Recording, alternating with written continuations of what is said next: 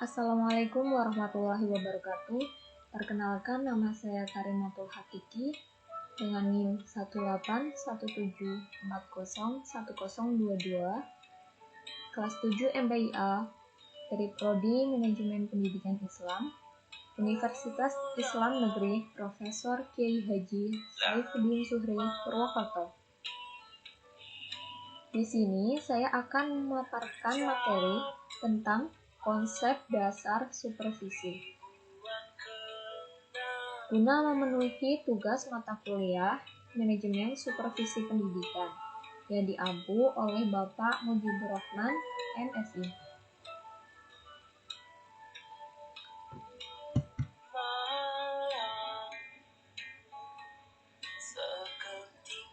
Sebelum saya langsung masuk materi pembahasan, pertama-tama saya akan menyampaikan mengenai pendahuluan. Pendidikan merupakan kegiatan yang tidak dapat dipisahkan dari supervisi. Dalam kegiatan supervisi, yang menjadi perhatian utama ialah peningkatan kemampuan profesional guru. Suatu proses pembelajaran sangat bergantung pada kemampuan mengajar dari seorang guru. Maka guru menjadi kunci keberhasilan dalam memperbaiki mutu pendidikan. Karena pada dasarnya, proses peningkatan kemampuan profesional guru akan meningkatkan mutu proses pembelajaran, sehingga pada akhirnya kualitas supervisi akan direfleksikan pada kualitas hasil belajar dari peserta didik. Jadi, berangkat dari latar belakang tersebut, dapat dipahami bahwasanya pendidikan itu sangat erat kaitannya dengan supervisi. Karena pada kegiatan supervisi itu menjadi salah satu faktor penunjang dalam peningkatan mutu pendidikan.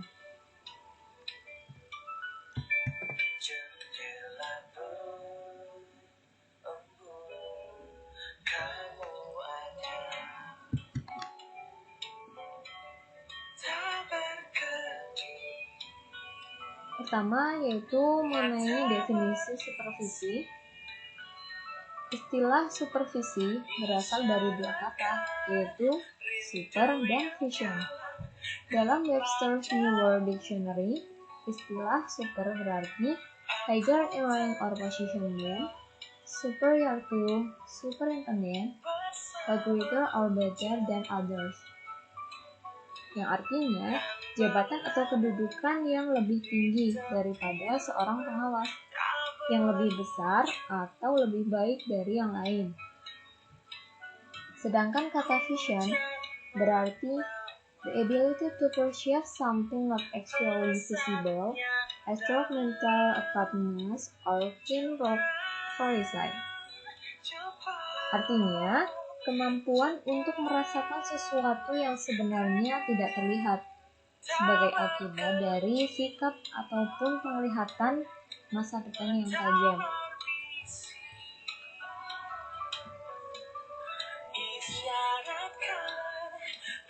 Dari istilah tersebut mengandung maksud, yaitu seorang supervisor adalah seseorang yang profesional, di mana ia memiliki kedudukan yang tinggi untuk menjalankan tugas-tugasnya. Ia bertindak atas dasar kaidah-kaidah ilmiah untuk meningkatkan mutu pendidikan. Untuk menjalankan supervisi, diperlukan kelebihan yang dapat melihat dengan tajam mengenai permasalahan dalam peningkatan mutu pendidikan. Ia juga harus mampu menggunakan kepekaan untuk memahaminya dan tidak hanya sekedar menggunakan penglihatan mata biasa, melainkan memerlukan kepekaan mata batinnya untuk mengamati masalah-masalah yang tidak tampak. Jadi dapat disimpulkan bahwasanya definisi mengenai supervisi adalah pengawasan profesional dalam bidang akademik yang dilaksanakan berdasarkan pada kaidah-kaidah keilmuan mengenai bidang kerjanya, memahami tentang pembelajaran secara lebih mendalam, tidak hanya sekedar pengawas biasa.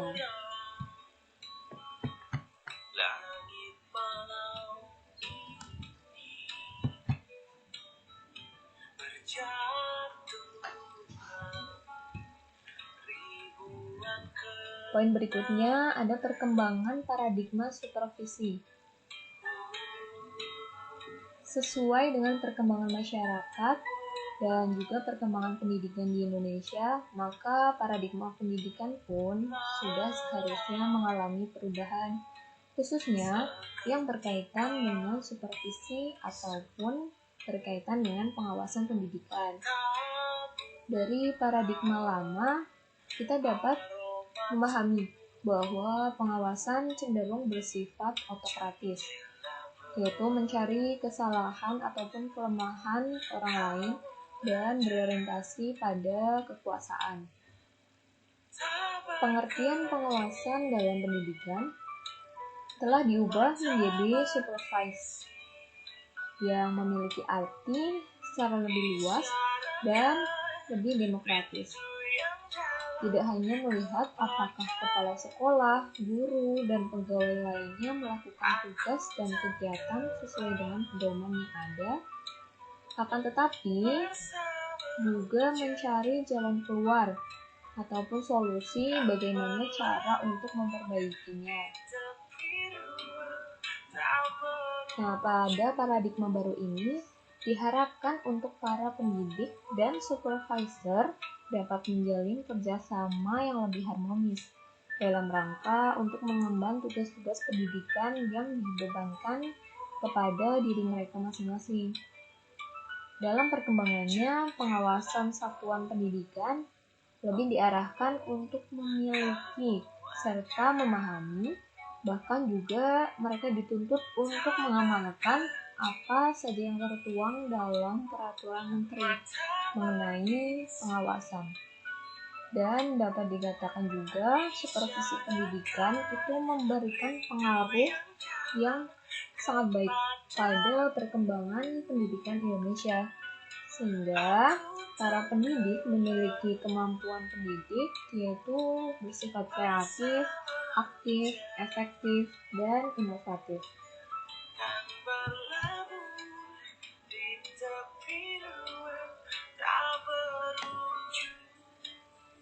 Selanjutnya yaitu tujuan supervisi. Fokus tujuan supervisi pendidikan adalah pencapaian tujuan pendidikan yang menjadi tanggung jawab kepala sekolah dan guru. Tujuan supervisi pendidikan menurut Ahmed Tembun ada 9. Yang pertama yaitu membina guru untuk lebih memahami tujuan pendidikan. Yang kedua, melatih kesiapan para guru untuk melatih para peserta didiknya menjadi masyarakat yang lebih efektif. Yang ketiga, membantu guru untuk mengadakan suatu diagnosis. Yang keempat, meningkatkan kesadaran terhadap tata kerja yang demokratis. Yang kelima, memperbesar ambisi guru untuk memperbesar pula ambisinya untuk meningkatkan mutu kerjanya secara maksimal. Yang keenam, yaitu membantu mempopulerkan atau mengenalkan sekolah kepada masyarakat. Yang ketujuh, membantu guru untuk dapat memanfaatkan pengalaman-pengalamannya sendiri. Yang kedelapan, mengembangkan persatuan antara guru. Dan yang kesembilan, membantu guru untuk dapat mengevaluasi aktivitasnya dalam konteks tujuan peserta didik. Jadi, fokus utama tujuan dari supervisi pendidikan yaitu untuk mencapai tujuan pendidikan yang telah ditetapkan oleh lembaga pendidikan itu sendiri, di mana kepala sekolah dan guru yang bertanggung jawab secara penuh dalam proses pencapaian tujuan tersebut. Tentunya dengan melakukan berbagai cara seperti pelatihan, pembinaan, pengembangan untuk membantu guru dalam mencapai tujuan pendidikan.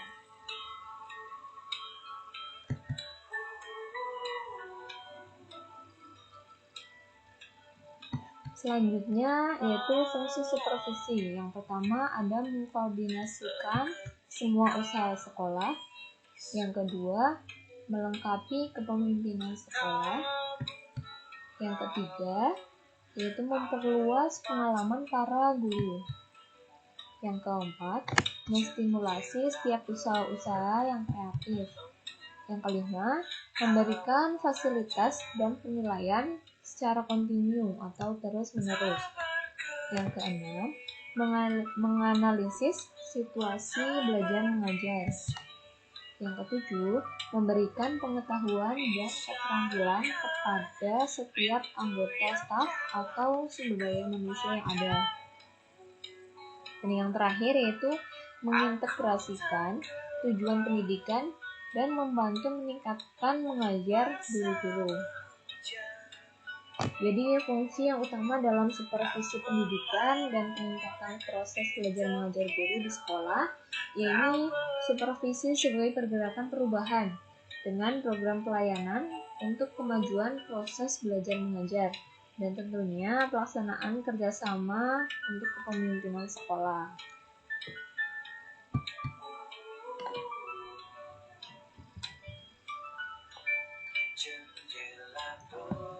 Selanjutnya, poin pendekatan dalam supervisi.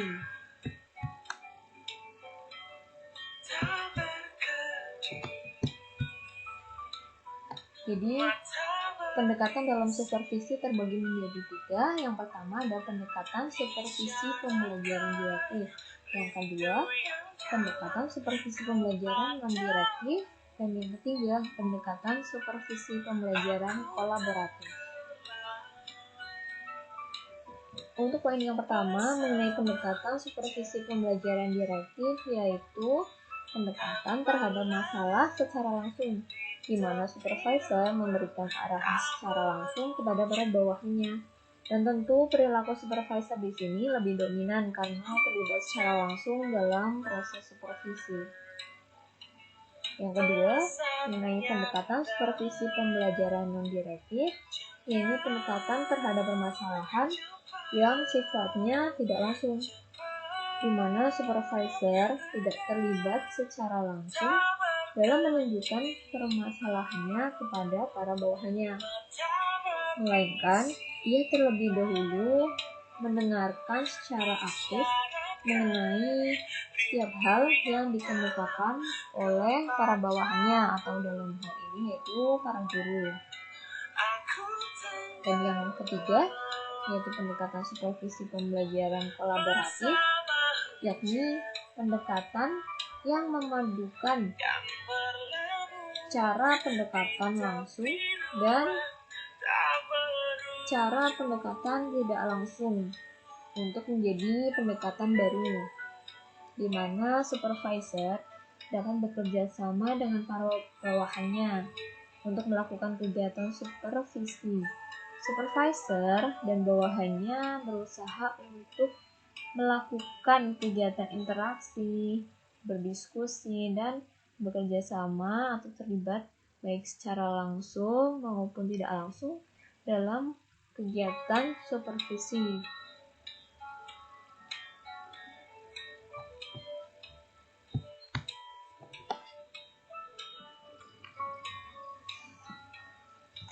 Yang terakhir yaitu poin teknik-teknik supervisi.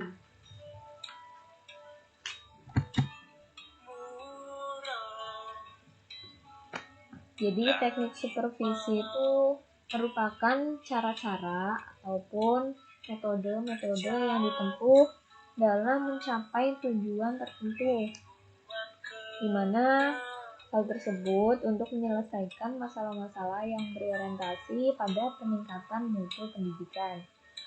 Nah, untuk teknik supervisi sendiri terbagi menjadi 2 kategori, yaitu yang pertama ada teknik yang bersifat individual, yang meliputi kegiatan kunjungan observasi, kunjungan antar guru, pertemuan individual, serta evaluasi diri. Dan untuk teknik yang kedua, yaitu teknik yang bersifat kelompok.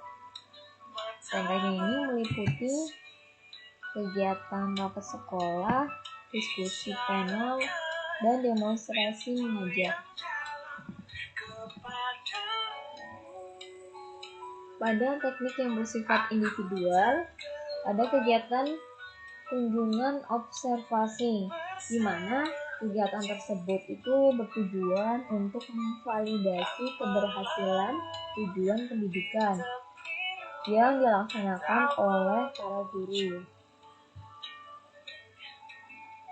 Untuk kegiatan kunjungan antar guru itu bertujuan untuk meningkatkan sikap, meningkatkan keterampilan, serta meningkatkan pengetahuan.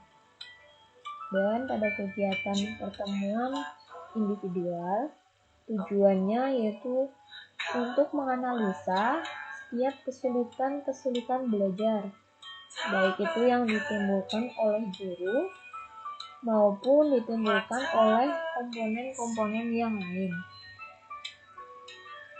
Dan pada poin evaluasi diri itu bertujuan untuk menumbuhkan dan mengembangkan keberanian diri para guru-guru. Untuk teknik yang bersifat kelompok,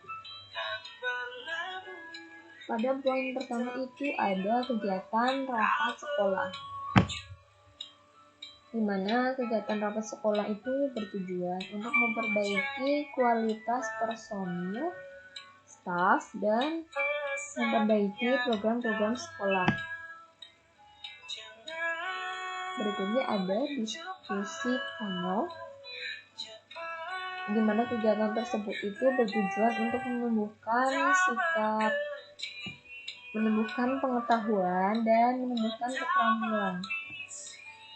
Dan kegiatan demonstrasi mengajar itu bertujuan untuk membantu mengembangkan proses belajar mengajar ataupun proses pengajaran yang dilakukan oleh para guru agar pembelajaran tersebut itu lebih efektif.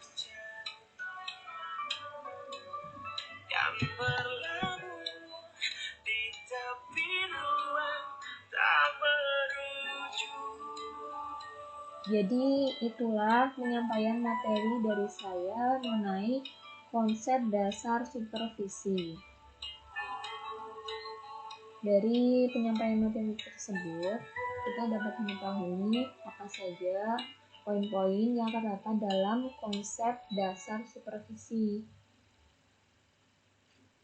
Nah, mungkin itu saja yang dapat saya sampaikan pada kesempatan kali ini. Saya juga mohon maaf jika ada kesalahan ataupun kekeliruan dalam penyampaian materi yang saya lakukan. Terima kasih banyak. Wassalamualaikum warahmatullahi wabarakatuh.